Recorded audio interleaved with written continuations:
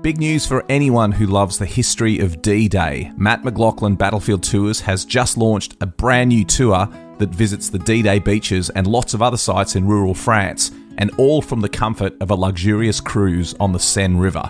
Now, we ran this tour in 2024 and it was a huge success. It sold out in a matter of weeks. So now we've rolled it out again for 2025. But this time, there'll be 3 departures in June, July and September, giving you 3 times the opportunity to join us. The cruise is on board the luxurious Amadeus Diamond and begins and ends in Paris. Over 8 days, you'll enjoy the history, scenery and culture of the beautiful Seine River. But as an exclusive offering just for our passengers, you'll enjoy 2 full days touring the D-Day landing beaches in both the US and British sectors, plus daily seminars on board the ship that unpack the history of D-Day. And like all our tours, you'll be hosted by one of our expert historians who'll bring the story of D-Day to life. And if you've been on one of our tours before, you'll know that our historians really are the best there is. This is an exclusive cruise and places are extremely limited. Visit battlefields.com.au to book your place today. Picture this, you're halfway through a DIY car fix, tools scattered everywhere, and boom, you realise you're missing a part. It's okay, because you know whatever it is, it's on eBay. They've got everything, brakes, headlights, cold air intakes, whatever you need. And it's guaranteed to fit, which means no more crossing your fingers and hoping you ordered the right thing. All the parts you need at prices you'll love, guaranteed to fit every time. eBay, things people love. This episode is brought to you by Progressive Insurance.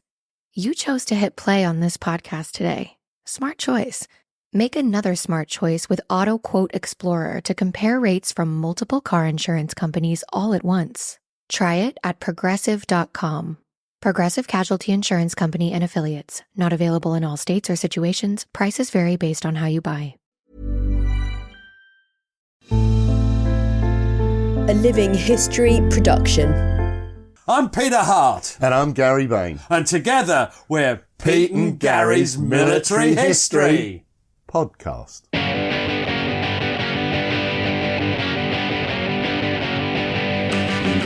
Hello and welcome to the podcast. Hello. We're very excited today because we're on the eve of Battle at Jutland, aren't we? And with me I have lovely Gary Bain. Hello, Gary. Hello, Peter Hart. Just in case anybody didn't know who you were. Oh, well, I'm not very good at introducing things. And you've written a song in honour of this podcast. Would you like to sing it for me?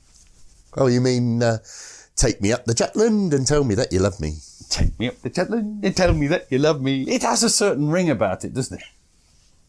That's really poor. It is. Right. Now, so this is the eve of battle. We've had 2 episodes already, one giving the overall naval race sort of type situation, and one looking at the what happened during the first 2 years of the war. We left it at a sort of intriguing moment, didn't we? You were quite excited, weren't you? Yeah, I mean, we left it where the German High Seas Fleet changed their commander, and Admiral von Pohl was moved to one side and was replaced by Admiral Reinhard Scheer on the 24th of January 1916. Want to give us a bit of background to this august commander? No. No. I will then. Well, he joined the German Navy as a cadet in 1879. That's a long time ago, isn't it, Gary? And his early career wasn't outstanding, but still steadily promoted until he did really well in charge of a torpedo flotilla in around 1900. He then, gets accelerated promotion. He becomes Capitaine sur Sea. Sea captain? Sea captain. Oh, right, in 1905, and he just keeps on rising until he becomes Chief of Staff of the High Seas Fleet.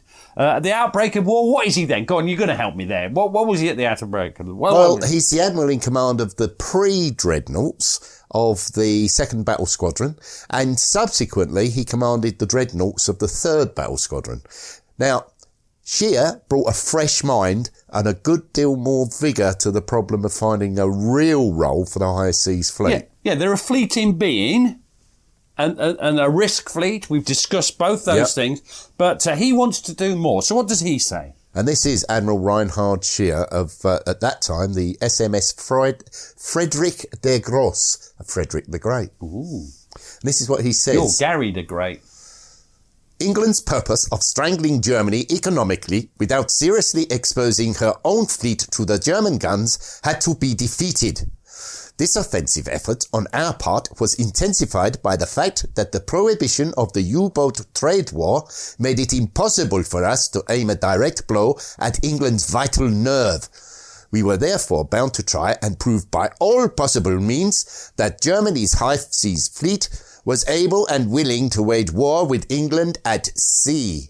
Now, he realises that in a straight battle, all the Grand Fleet versus the High Seas Fleet, they're going to get mullered, to use a highly technical term. So what does he try and do?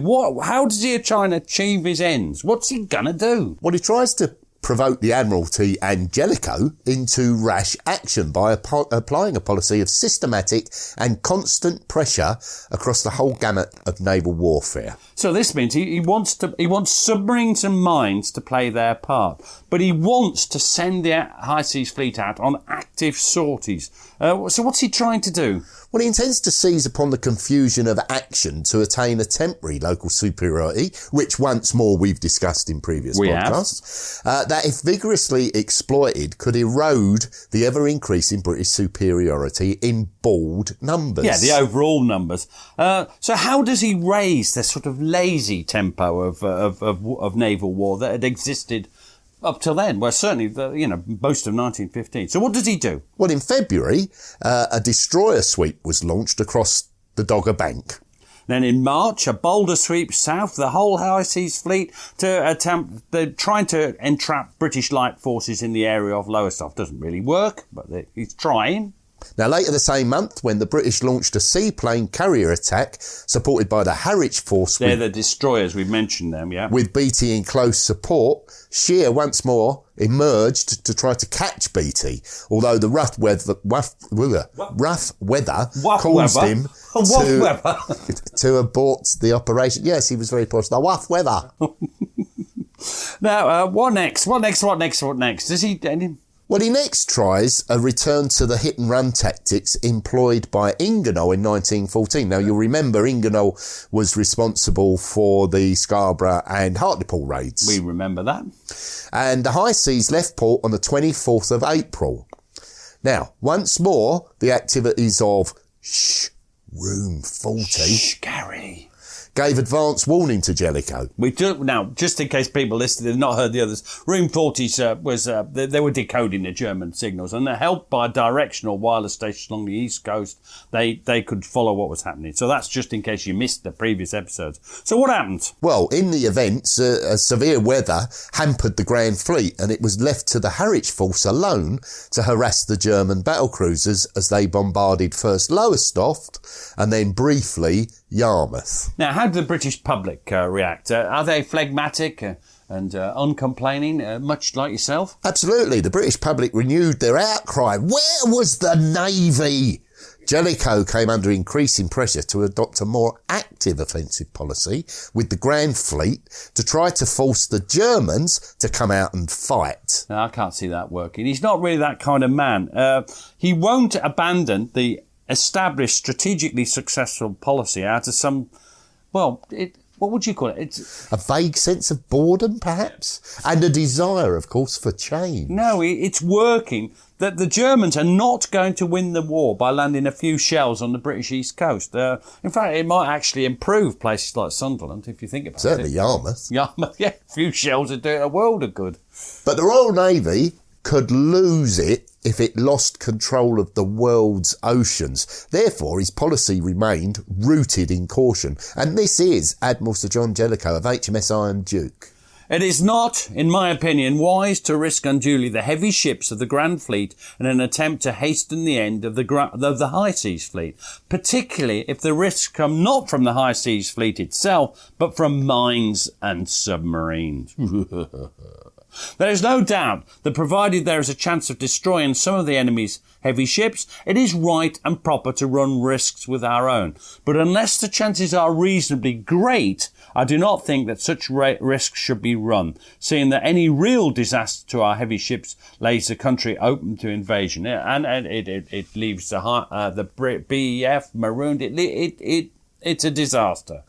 Now, Jellicoe was also required to explain once more why he preferred to stay at Scapa Flow, too far north to intercept hit-and-run raids on the east coast.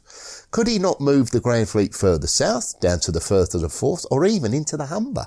Well, no, he couldn't. I mean, it's just bloody stupidity. He refuses to budge. He accepts that strategically Rosyth is better than Scapa Flow. But what's the problem with Rosyth? Well, he points out that there's a lack of secure anchorage space and, of course, the prevailing foggy weather, vulnerability of the exits to German submarine mining operations. They could block you in, basically. And the crucial general absence of adequate submarine defences, and that all made the move to Rosyth an impractical and dangerous suggestion. Yeah, only when the area, can you picture it, east of the Forth Bridge? It's funny to think it was still there then, isn't it? Only when that had been made secure from submarines would the Grand Fleet consider moving there. So that's not then. However, as a sop, he agreed to relocate the obsolete pre-dreadnoughts of the 3rd Battle Squadron to Sheerness, to act as an added deterrent and general support to the Harwich Force, with the overall objective of forcing Shear to bring his heavy ships on any raid. Oh, I can see that. They're not really needed in the Grand Fleet. The numbers have been growing of dreadnoughts, and there's something else has arrived that makes a real difference to the power of the Grand Fleet. What's that? Well, I think you're referring to the much vaunted Queen Elizabeth class. Now, they were the first super dreadnoughts, and that's the next stage in the battleship revolution. They've got 8 mighty 15-inch guns, and they could project a shell that weighs 1,950 pounds. That's about the same as you, isn't it? Yeah. Up to 30,000 yards. 35,000 yards, Pete. Let's be accurate. No, I have always disbelieved that figure. I've always thought it's more like 30. Now, they were also protected with armour up to 13-inch thick over their vitals. They've got huge oil-fired turbine engines, the latest thing, and they could whiz along at about 24 knots. That's a highly optimistic figure. Yeah, but even so, they're truly a new breed of ship that marked the demise of the battlecruisers concept. I think it does. Why? Because speed will be their armour too. And what else would they have besides speed as their armour? Well, they had it all. There's no longer any need to compromise protection in the search for speed. Given their speed, Beatty had long coveted these magnificent ships as an addition to the battlecruiser fleet. Now, I can think of someone who would stop him. Who would that be? I think you're referring to the fact that he was initially thwarted by Jellicoe, who pointed out that although the super dreadnoughts were fast, they were still not as fast as the battlecruisers. No, the faster battlecruisers are by this time going at 28 knots. The slower ones, 26 knots. How fast were the Well, 20. It wavers. It's between 23 and 24 knots on a good day. So 23, 24. So that's less than 28 then. Yeah. Just making that point. There'd be a bit of a drag on the battlecruiser fleet. It would slow them down. It would also mean that they couldn't run away if the battlecruiser fleet bumped into the Grand High Seas fleet. They'd slow them down. So Now, Jellicoe also cherished the notion of employing the squadron as the fast wing of his battle line, able to be employed to bring a crushing concentration of fire on the vanguard or rear of the High Seas fleet as required. But Beatty was undeterred, and he continued to press his case. And What does he say? What does he say, Gary? This is Vice Admiral David Beatty of HMS Lion. They would, in all case, be able to keep with us until the moment when we sighted the enemy. If we were then east of the enemy, blocking their retreat, the 5th Battle Squadron would be invaluable. Taking the worst case, we may be west of them and may have a long chase at full speed. After chasing for 3 hours, i.e. a distance of 75 miles, the 5th Battle Squadron, with their 23.5 knots, would be at most 4.5 miles astern of the 3rd Battlecruiser Squadron. I can imagine no better or more valuable support. Now, I wonder if we'll ever hear that again. Yeah, you might want to remember that. Yeah, this is absolutely crucial to the first stages at Jutland, and it shows what a complete dickhead Beatty was. Now, Jellicoe continues to worry. Why? Why does he continue to worry? Well, he knew there could be no tastier morsel for Scheer to entrap and swallow than the 5th Battle Squadron. Yeah, absolutely. However, Jellicoe's under pressure. 2 pressures. One, the Admiralty wants a stronger force to cover the southern waters of the North Sea. And there's another problem within the battlecruiser fleet. Now, this seems strange, but there's a problem. What is the problem lurking in the battlecruiser fleet? Well, again, we've mentioned this earlier. There's a real need for gunnery practice by the battlecruiser fleet, and that eventually tipped the scales against. The point is, they couldn't hit the proverbial barn door. If there was a barn door sailing across the North Sea, they would miss it. They'd miss it. And they'd miss it by a lot. And they'd decide, because they're missing, that they'll just fire at it more. Yeah, and miss it more. So they decide there is nowhere for them to practice in the Firth of Forth without breaking every window in Edinburgh, which is a tempting prospect. So it's decided that Beattie's 3rd Battlecruiser Squadron would have to temporarily join the Grand Fleet for intensive gunnery practice. And they're gonna circulate the squadrons round. That's the problem. But the 3rd battlecruiser fleet, that's the Invincible squadron, isn't it? Yes, it is. Now, in their absence, the battlecruiser fleet would have to be strengthened. And you can imagine Beattie going, yeah. And the 5th Battle Squadron, that's the only real option. They're the only ones who could keep up at all. So you can imagine gritting his teeth. Jellicoe sends them down to join Beattie at Rosyth on the 22nd of May, 1916. Now, the Queen Elizabeth didn't go with them. We always talk about the Queen Elizabeth class, but she's not with them. She's booked for a refit at Rosyth. Who does go? And let's listen to those names. Yeah, I mean, these are some really famous names here. The Barham, Malaya, Valiant and Warspite. Never heard of it. Were all put at Beattie's disposal until the 3rd Battle Cruiser Squadron returned. What a bunch of names they are. And what a bunch of names. Yeah. Bunch of 5s, except there's only 4 now, of them. As the British adjusted their dispositions to the Germans, the successful raid on Lowestoft on the 25th of April was seen as a triumph. Well, it's not much of a bloody triumph in my view, but there you go. Now, they keep having a go. We'll have another bash at unrestricted submarine warfare. And they'd started their latest bash, so to speak, in March 1916. That didn't last long, did it? Well, it started to falter already after the sinking of the SS Sussex on the 24th of March. Now, that was a passenger ferry in the Channel. And it had some Americans on it. Yeah, once Who again... would get annoyed by that? American casualties provoked strong protests from the US ambassador. Now, there was only 2 American casualties out of 80 casualties. But they protest. They do. What does the German High Command do? Well, it doesn't have much choice in some ways. They suspend the campaign and they return operational control of the submarines to the High Seas Fleet. Now, what does that give Scheer? Well, it's a chance to finally harness all the elements of the German Navy in an effort to ensnare a portion of the Grand Fleet.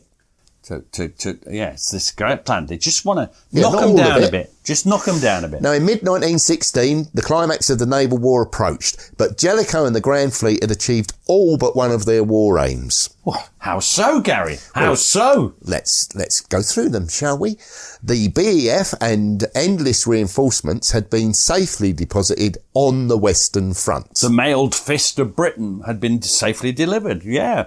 There's no chance of the Germans launching a successful invasion of Britain. Well, that's it, yeah. The German cruiser forces had been hunted down and the Royal Navy had de facto control of the vast oceans that lay beyond the narrow confines of the North Sea. And German commercial links to the world had been severed. Neatly severed, I would say, Gary.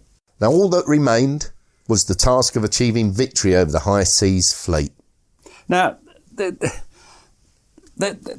when's that going to happen? Well, they don't know, because the Germans, they're going to pick their moment of greatest advantage. And Jellicoe is not going to be drawn into battle except on his own. Neither side is going to be drawn into battle except on their own terms. And that means they just don't know. One thing the men of both fleets were sure of, sooner or later, der Tag would come. Is that like tag in the playground? The day. The day. In May 1916, the war in the North Sea entered a dramatic new phase.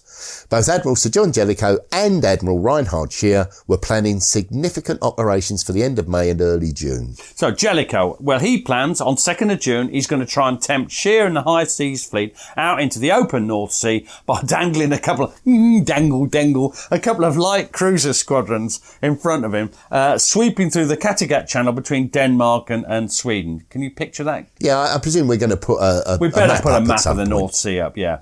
Behind them in the Skagerrak, that's a bit to the left or west of the Kattegat, would be a battle squadron, which would be supported by the battle cruiser fleet and the rest of the Grand Fleet. They're sort of trying to trap them to engage with lighter forces, and then gradually it becomes heavier, suck them in. Something that's dear to our heart, airy plonks. Yeah, in addition, seaplanes from the carrier... You said airy plonks, yeah, didn't you? from the carrier Engadine would be responsible for fending off inquisitive Zeppelins. Oh, wow.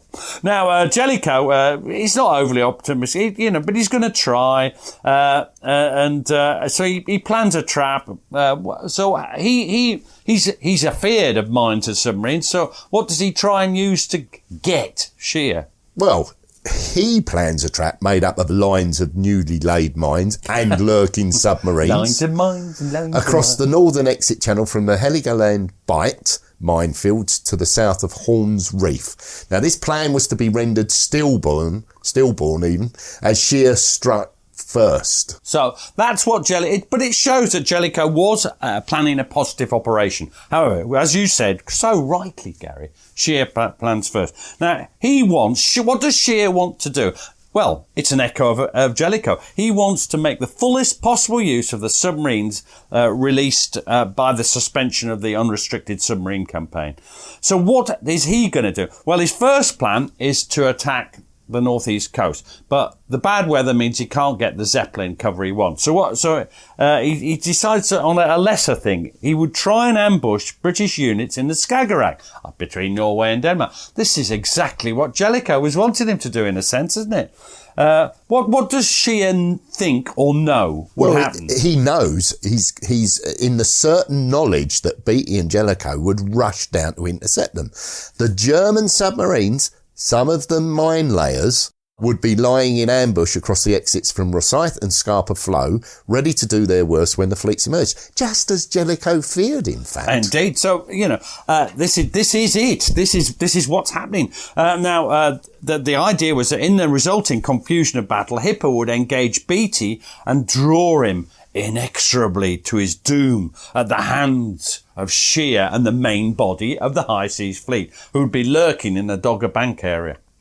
Now, sadly, even the weather's so bad that they can't even use the Zeppelins on this shorter range mission. So what would be Scheer and Hipper's eyes? Well, it'd have to be light scouting forces. Destroyers, light cruisers. Scheer's plans were, however, fatally flawed. But Germans are perfect in every way. We all know that. Well, they hadn't realised that their signals were being swiftly decoded by Room 40.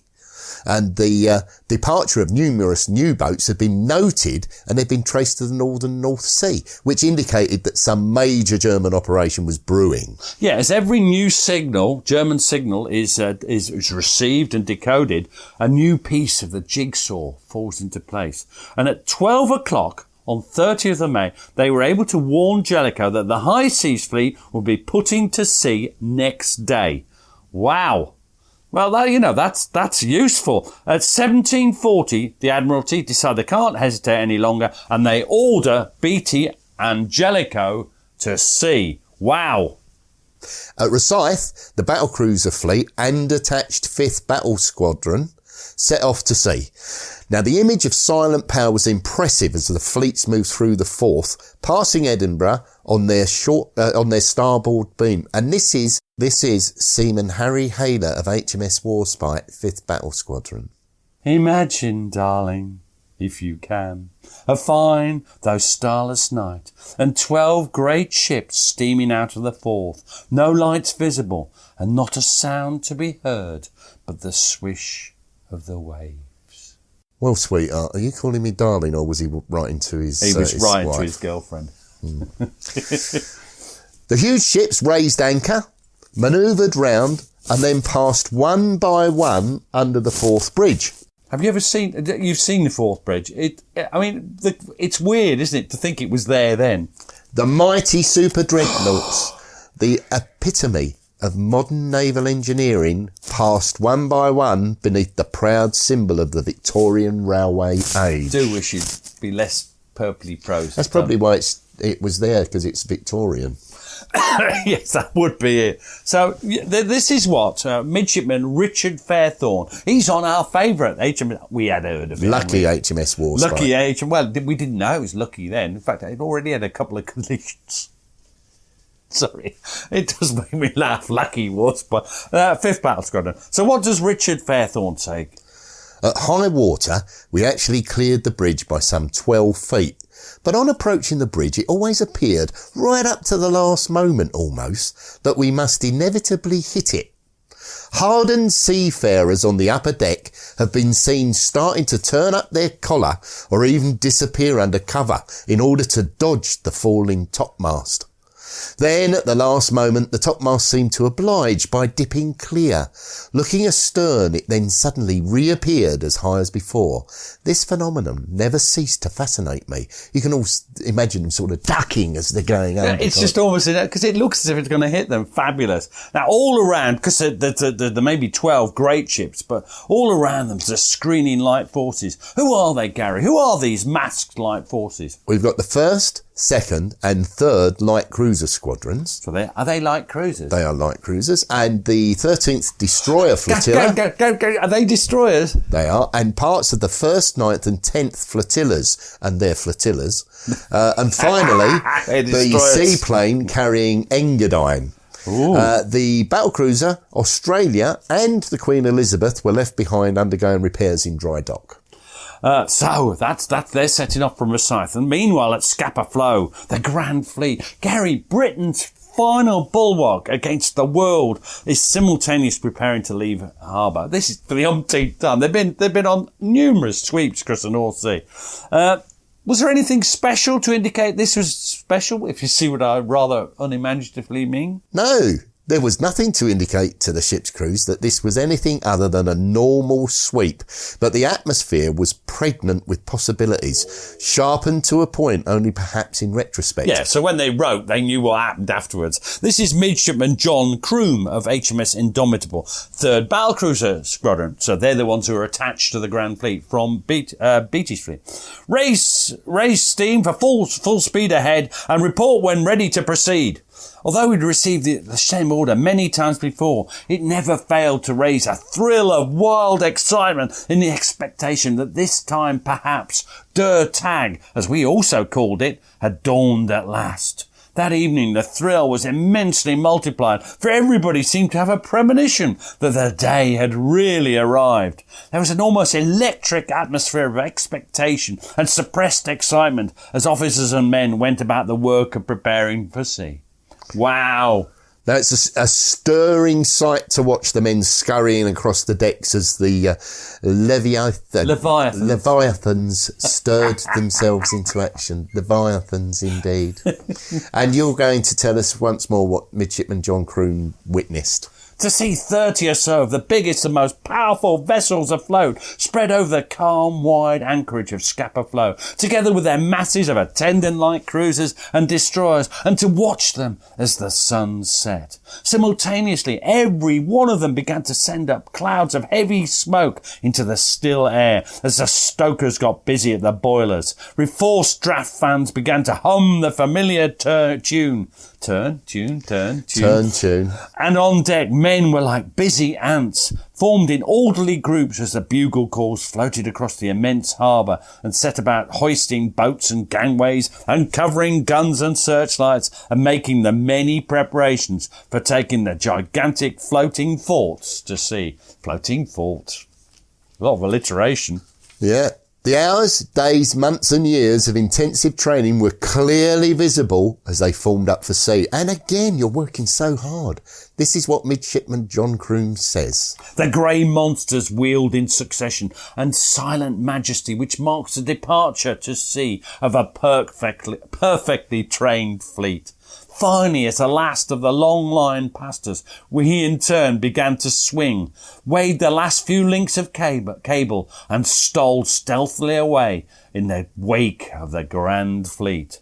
A more powerful exhibition of majestic strength and efficiency devised solely for the utter destruction of the enemy, it would be hard to imagine, and the impression upon my youthful mind can never be erased.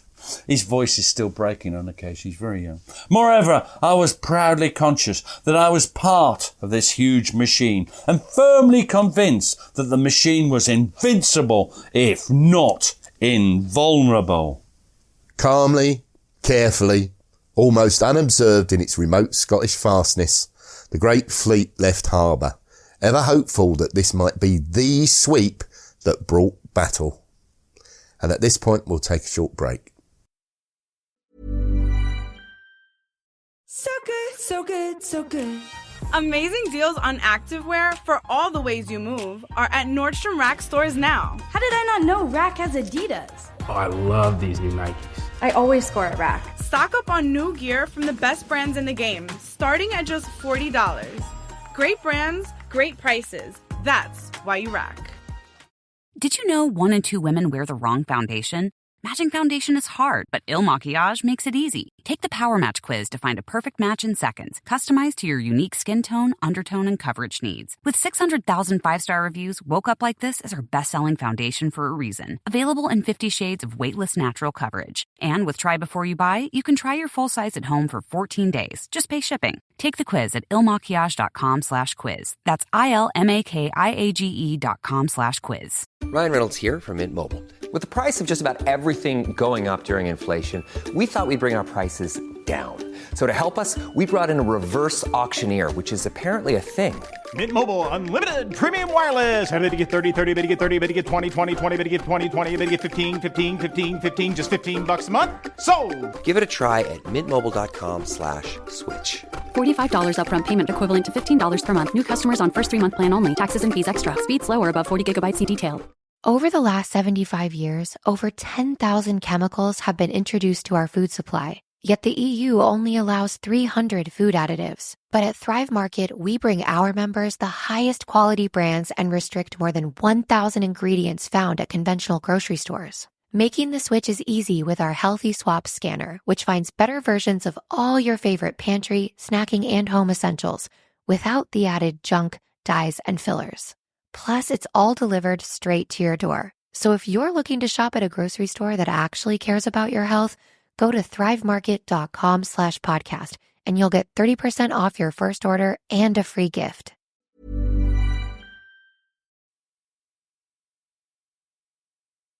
As Commander-in-Chief, Jellicoe flew his flag aboard the Iron Duke, and the names of his ships reflected and perpetuated the vibrant spirit of hundreds of years of British military and naval history. Let's take it in turn. So, the 4th Battle Squadron, that's, right, I'll do one, you do the next. That's Iron Duke. The Royal Oak. Superb. Canada. Benbow. Bellerophon. Temeraire. And Vanguard. So that's that. Wow, that's good. Let's see who gets what in this one. The 1st Battle Squadron was... the Marlborough. The Revenge. Hercules. Agincourt. Colossus. Collingwood. Neptune. And St. Vincent. Temporarily attached, we've mentioned already. 3rd Battle Squadron.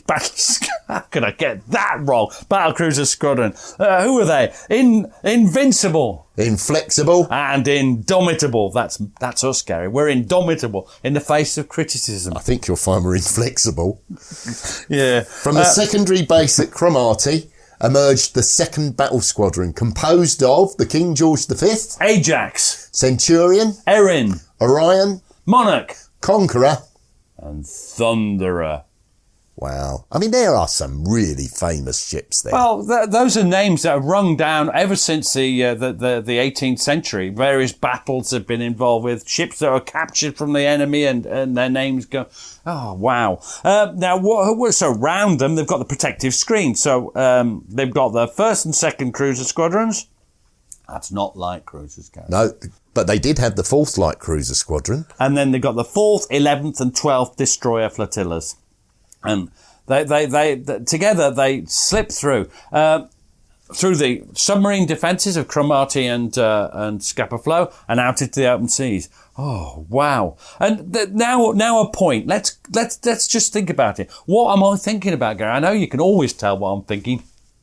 Oh, I better not say. No, it was white chocolate. It's white Toblerone, actually. The success of British naval intelligence in correctly divining the German plans can be judged by the fact that both Jellicoe and Beatty were at sea before 2300 on the 30th of May. What's so special about that? Well, Shear himself didn't even leave harbour until 02:30 on the following morning. That's 3.5 hours later. So we are actually at sea 3.5 hours before the Germans. Now, this is. I think I'm going to enjoy this.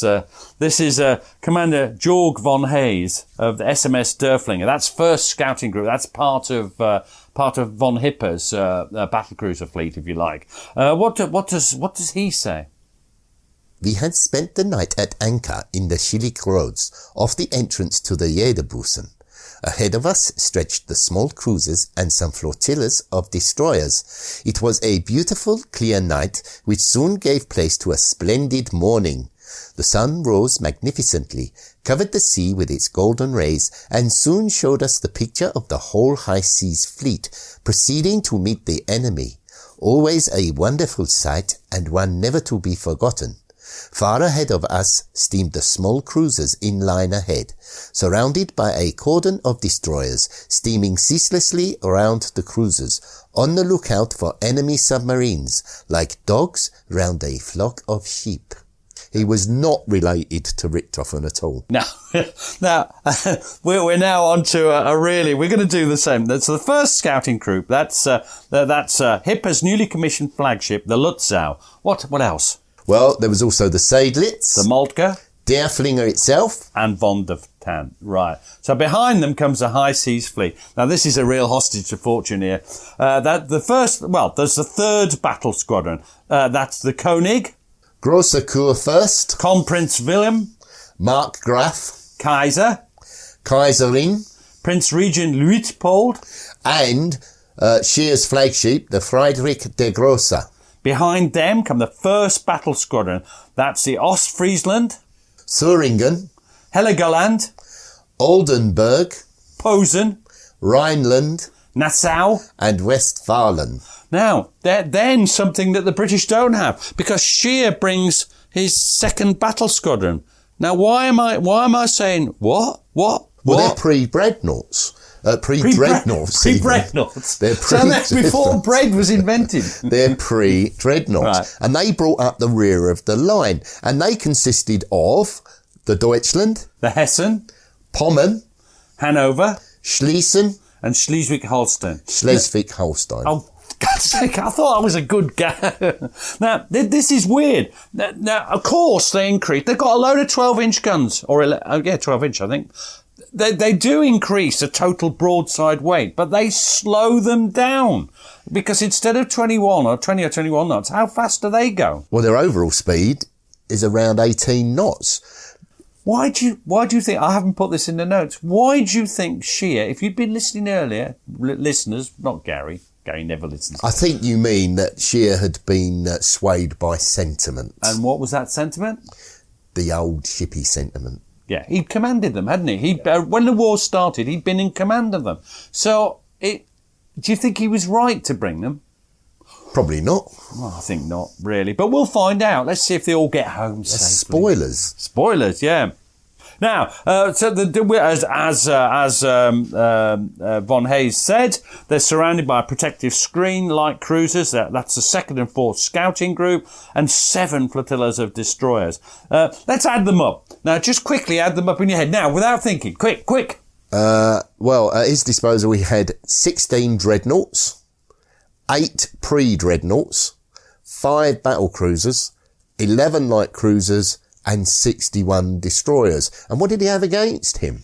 I'm having more trouble. I've got to add up 3 lots. Can you? Well, 28 dreadnoughts. Yeah. How many battle cruisers? 9. 8 cruisers. That's heavier cruisers. 26 light cruisers and 73 destroyers. Not a big margin of destroyers, note.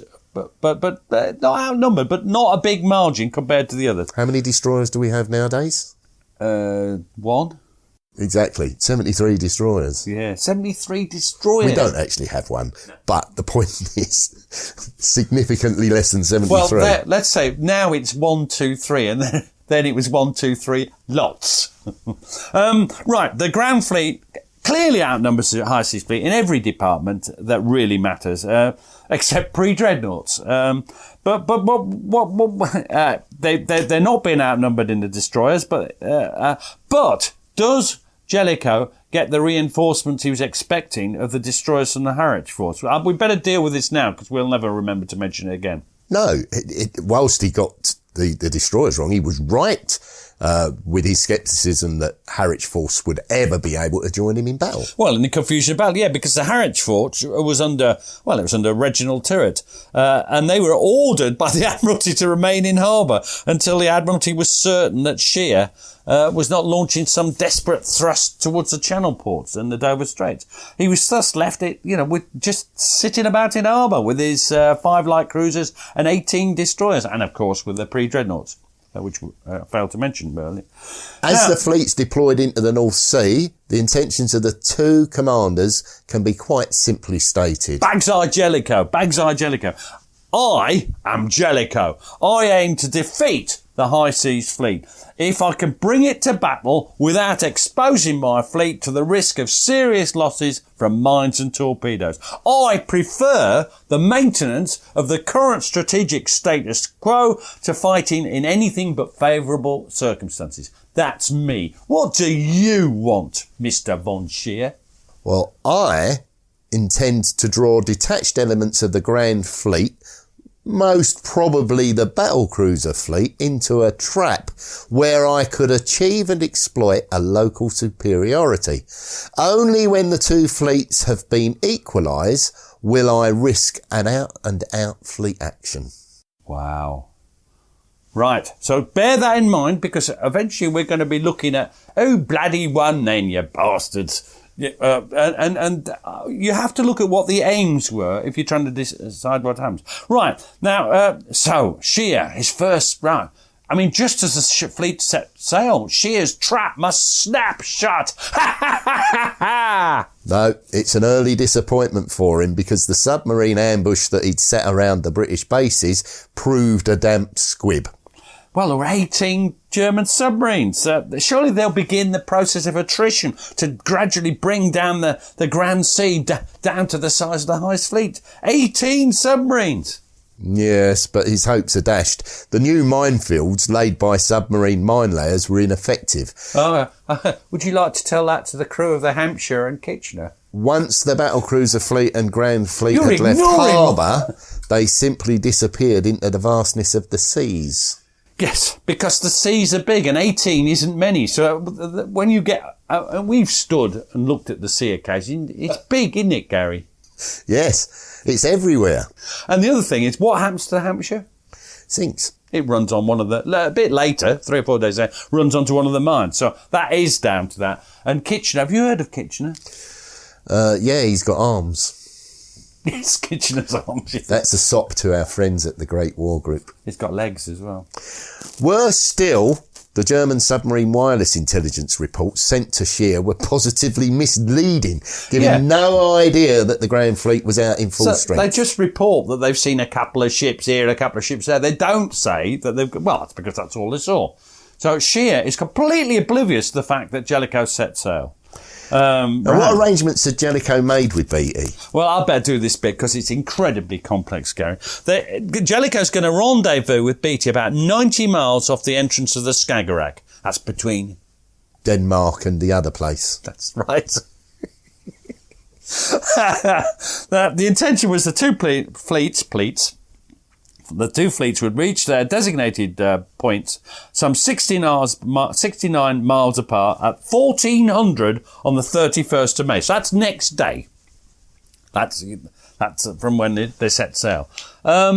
If there was no form of sign of life from the German High Seas Fleet, what were they to do? Well, Beatty would then join forces with Jellicoe for a final sweep towards the Horns Reef sector, which was north of the Heligoland Bight. Yeah, it's where it's near getting towards Wilmshaven. No, but obviously it's just the minefields. They're not going to go into it or near it.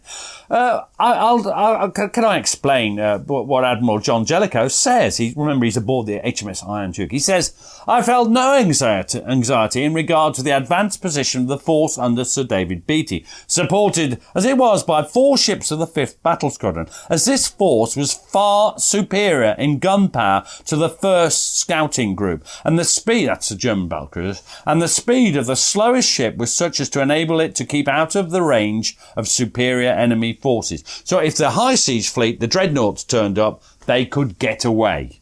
As the great fleet pounded across the North Sea, the routine drudgery of shipboard life at sea commenced. Yeah, you can imagine it. There's all the jobs to be done, the usual cleaning. Hey, polish that, sailor. Yeah. The specialist personnel had their intricate duties to perform, combined with endless checks to make sure that everything was in working order. Yeah, so all the gunny things and the radar, for God's sake, Peter.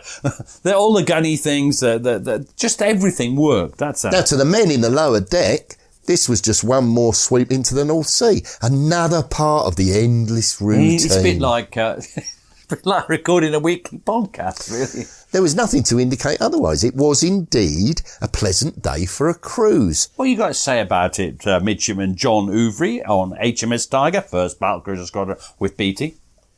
There was nothing much going on, so the hands were given a make and mend. That means that apart from those employed in keeping the ship steaming, we could have a doss down, have a lie up. And that afternoon in the sun, it was nice and warm. I had a nice little sleep on the quarterdeck. We didn't know anything was around. No excitement at all. Yeah, now the morale's high in the Grand Fleet and the Battlecruiser Fleet. They've trained hard for this, haven't they? They've learned a lot, and they accept what the British public expects of them. Now, Admiral Beatty's battlecruisers, they're optimistic. Why are they optimistic? Well, they've got their taste of German blood at the battles of Heligoland Bight and Dogger Bank. Confidence reigned supreme, and they fully believed that the Royal Navy had a natural right to untrammelled victory. And this is Flag Captain Alfred Chatfield aboard HMS Lion. We were ready for battle, hopeful and confident, under a leader in whom every officer, petty officer and man had complete confidence. We considered the battlecruisers the spear point of the Grand Fleet, like the cavalry of a great army, and behind us we had that vast, powerful fleet of battleships, which, if they could get into action, would have little difficulty in annihilating the enemy. Whoa. Spear point, Schwerpunkt. Oh, yes. Ooh, yes. Now, 11:30... the 2nd Battle Squadron, which had been stationed in Cromarty, linked up with the Grand Fleet, enabling it to shake down into its final cruising order of 6 tight columns of 4 dreadnoughts. So the 6, so you put your handy out in front of you, Gary. Yes. And then one hand finger next to it. Yes. And that's what they look like, 6 of them going like that. Hairy. Yeah. Now, those 6 tight columns... and slightly pudgy. ...was screened on all sides from attack. Yeah. It was shortly after this that things started to go wrong. What could have gone wrong? Well, in London, the experts of Room 40 received a visit... Is this the decoding experts, the geeks? They received a visit from the Director of Naval Operations, Captain Thomas Jackson, who had little sympathy for his civilian boffins and no respect for their acquired expertise. And he made the classic mistake of asking a specific question which would not, in fact, elicit the information he actually required. Yeah, this is interesting. You must have done this sometimes with your junior employees at Transport for London. You asked the wrong question. And he asks where the wireless directional stations had placed Shear's wireless call sign DD. D.K. And he receives an answer. What's that answer? Wilhelmshaven.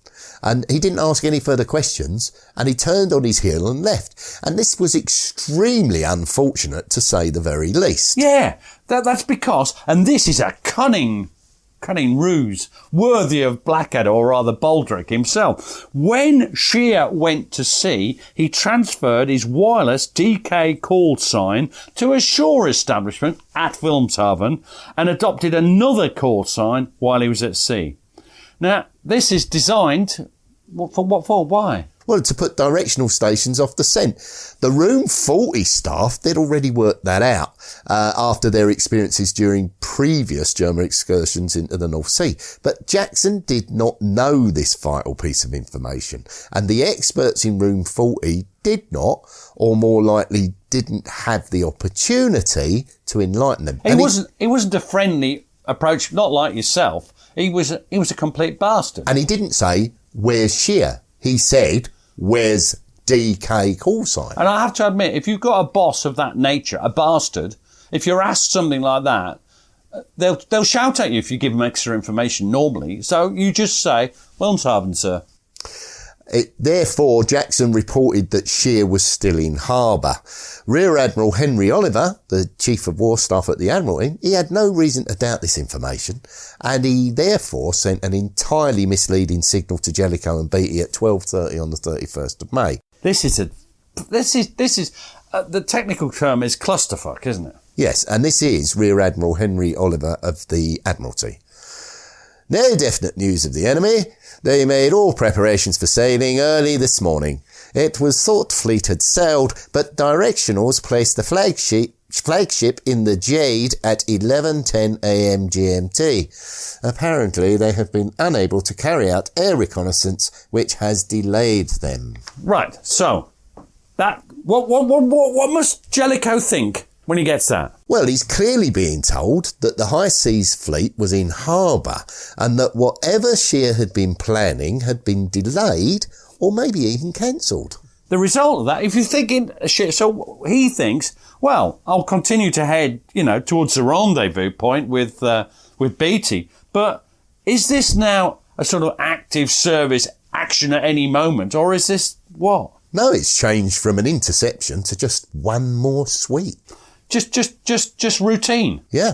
The Grand Fleet continued at a mean speed of 15 knots, but carried out several inspections of passing neutral ships, which might have been forgone in circumstances of greater urgency. Meanwhile, Beatty carries on at 19 knots, which is a higher cruise. So faster. He's getting further away, so there's a bigger distance. Oh dear. Now, this is all wrong because actually, in direct contradiction to that stupid bloody Admiralty signal, the High Seas Fleet is at sea. In front, they've got the light cruiser screen of the 2nd Scouting Group. Behind them, they've got the battle cruisers of Hipper's 1st Scouting Group. 50 miles behind Hipper, there's the High Seas Fleet, covered by the 4th Scouting Group. Now, aboard the Derflinger, what a great name for a ship. That's second in line in the 1st Scouting Force. So it's a battle cruiser. It's under Hipper. The gunnery commander takes a well-earned rest and ponders his future. And this is Commander Georg von Hayes. I went to my cabin, laid down for a siesta, watched the blue rings from my cigar, and dreamed of battle and victory. If only it came to gunnery action this time.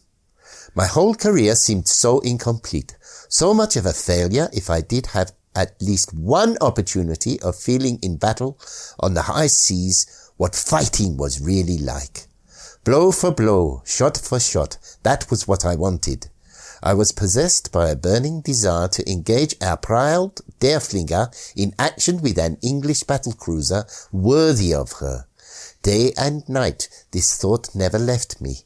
I pictured to myself how, on outpost duty or on one of our reconnaissances, we came across an English battlecruiser, how the Derflinger joined action, and thus a gigantic gun duel developed while we both tore along at delirious speed.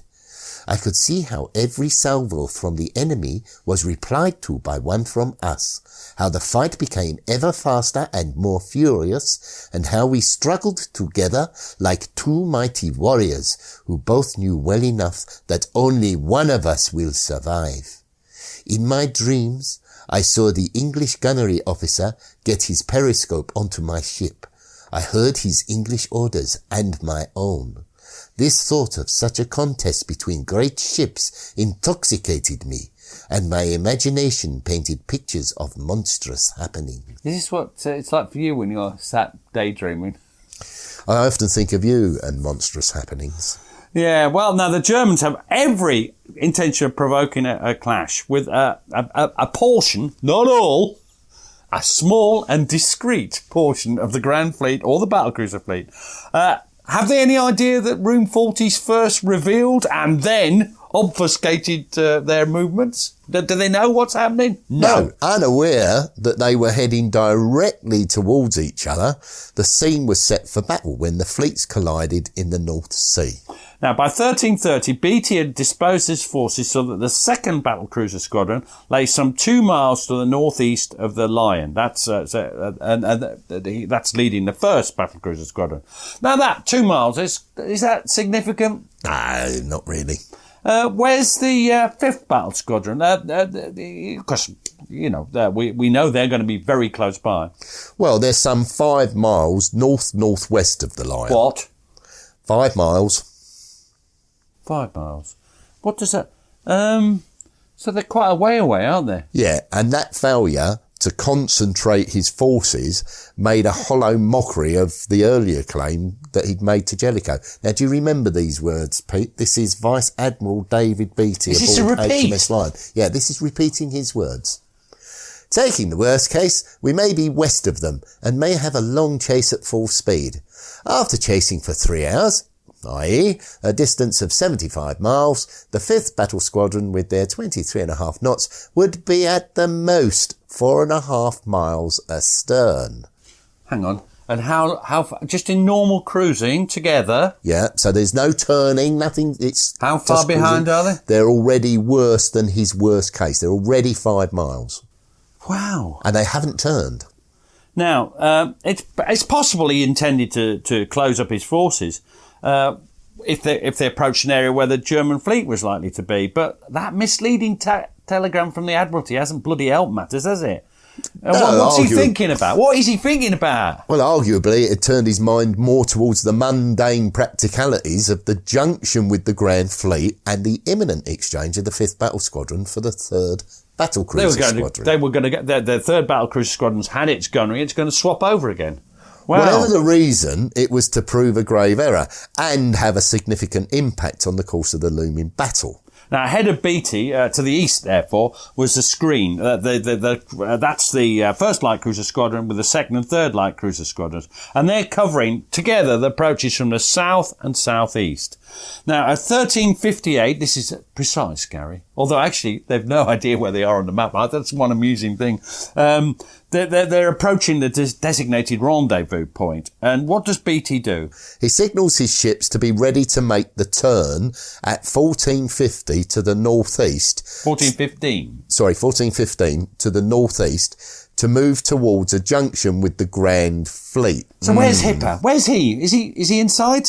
Well, by this time, he's pursuing a northerly course some 50 miles to the east of Beatty. And, as their light cruiser screens were still some 16 miles apart, both admirals were in total ignorance of each other's presence. And if Beatty's going to turn north, so there can't have been a Battle of Jutland. It must all be in our imagination. What happened, Gary? What happened? How come, if they're 16 miles apart, at best, and we're about to turn away from them, how come? What happens, Gary? What happens, Gary? I'm on a tenterhook. Well, you'll just have to tune in next week, or whenever we get round to doing it, and find out in our next thrilling instalment. Dun, dun, dun. Right, before we go, we'd just like to say thank you to all of those who bought our book. What's our book called, Gary? Laugh or Cry. We thank you very much. One thing we would ask, though, is we've only got 17 reviews on Amazon. And We put all those little slips in the books, and we remember those slips that you lovingly put in every book. Yeah. And would we like more reviews? Yes, we'd like more, particularly if they're positive. Yeah, and we'd like to say thank you to all those who've done it, because we really are grateful. But if a few more of you can get your finger out. and they don't have to be long reviews, do they? They just have to be 5 stars, preferably. They can be shorter than this speech you're making. Yes, that's true. Oh, well, cheers, Gary. Cheers, Pete.